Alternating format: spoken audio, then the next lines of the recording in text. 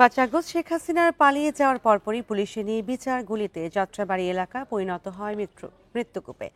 নারকীয় গণহত্যা চালায় যাত্রাবাড়ী থানার পুলিশ। বিশ্লেষকরা বলছেন, আওয়ামী লীগ রাজনৈতিক হাতিয়ার হিসেবে পুলিশকে এতটাই ব্যবহার করেছে যে পেশাগত দক্ষতা ও নৈতিকতা হারিয়ে ভাবমূর্তি সংকটে বাহিনীটি। আর এই বিষয়ে আলোচনা করতে আমাদের সাথে যুক্ত হচ্ছেন অবসরপ্রাপ্ত লেফটেন্যান্ট কর্নেল শামসুল ইসলাম।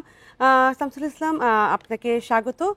প্রথমেই যে প্রশ্নটা আমি করতে যাচ্ছি যে জুলাই গণঅভ্যুত্থানে সশস্ত্র বাহিনীর ভূমিকাকে আপনি কিভাবে মূল্যায়ন করেন? অনেক ধন্যবাদ। এবারই প্রথম বোধহয় বাংলাদেশের ইতিহাসে সশস্ত্র বাহিনীর সদস্যরা, বিশেষ করে অবসরপ্রাপ্ত সদস্যরা একটা গণ আন্দোলনের সাথে জড়িত হয়েছিল। এটা অসাধারণ একটা বিষয়।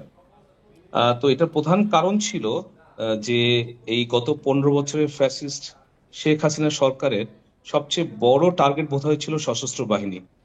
সেই 2009 সালের 25শে ফেব্রুয়ারিতে যে বিডিআর কার্নেজ হয়, যেখানে আমরা আমাদের 57 জন অফিসারদেরকে হারিয়েছিলাম, সেই একটা ঘটনায় আমাদেরকে বুঝিয়ে দিয়েছে যে আমাদের স্বাধীনতা, সার্বভৌমত্ব এবং বিশেষ করে সশস্ত্র বাহিনী এই সরকারের কাছে কতটুকু বিপদগ্রস্ত।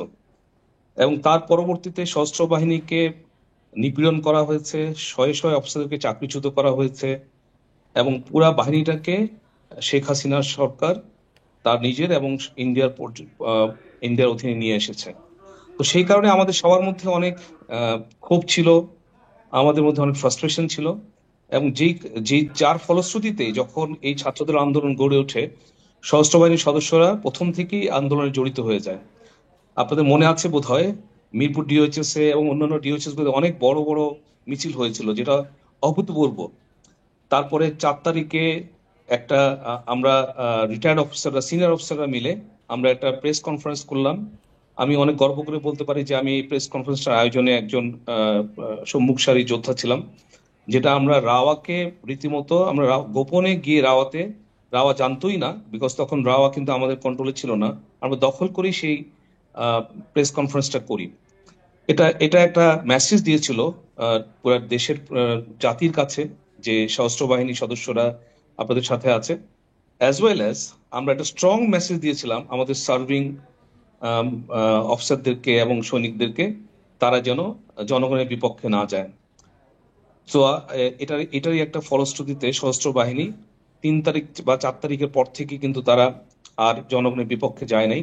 এবং 5 তারিখে আপনারা দেখেছেন সশস্ত্র বাহিনী পরিপূর্ণভাবে বিপ্লবের সাথে একাত্মতা ঘোষণা করেছিল।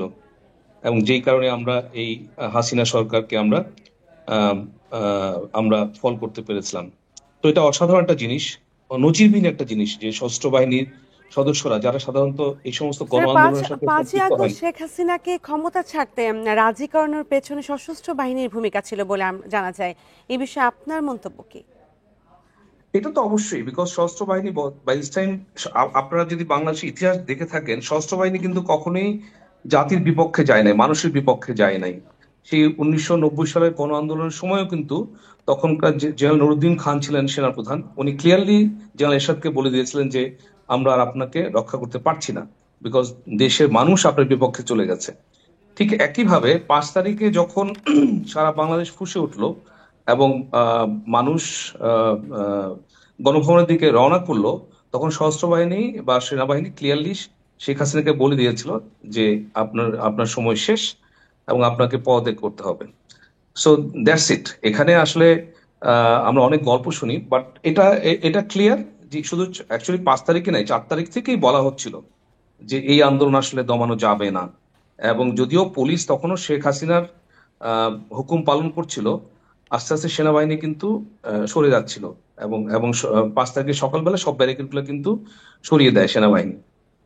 শামসুল ইসলাম, গণঅভ্যুত্থানের 1 বছরে দেশের সার্বিকভাবে কি কি পরিবর্তন হয়েছে বলে আপনি মনে করেন? গণ অভ্যুত্থানের মধ্যে আমাদের অনেক অ্যাসপিরেশন ছিল, অনেক আশা ছিল, সব হয়তো পূরণ হয় নাই, বাট আমি মনে করি 1 বছরে তারপরেও আমরা মুক্ত পরিবেশে কথা বলতে পারছি ফ্যাসিস্ট শেখ হাসিনা নিয়ে, এটাই তো একটা বড় অর্জন। কিছু সংস্কারের কথাবার্তা হচ্ছে, সংস্কার কমিশনগুলো কাজ করছে। আমরা আজকে ইনশাল্লাহ আমরা জাতীয় সনদ, বিপ্লবের যে সনদটা আজকে যদি পাঠ হয় তাহলে তো এটা একটা বড় কাজ হবে। এটা একটা লিগ্যাল ডকুমেন্ট না হোক, এটা মোরাল ডকুমেন্ট তো হলোই, যে পরবর্তী যারাই সরকারে আসেন তারা এই সনদের যে সমস্ত এগ্রিমেন্ট গুলো বাস্তবায়ন করবেন। হ্যাঁ, মাঝখানে অনেক আমাদের মধ্যে অনেক টার্মোয়েল হয়েছে, বাট আস্তে আস্তে আমি মনে করছি এটা ঠিক হয়ে যাচ্ছে।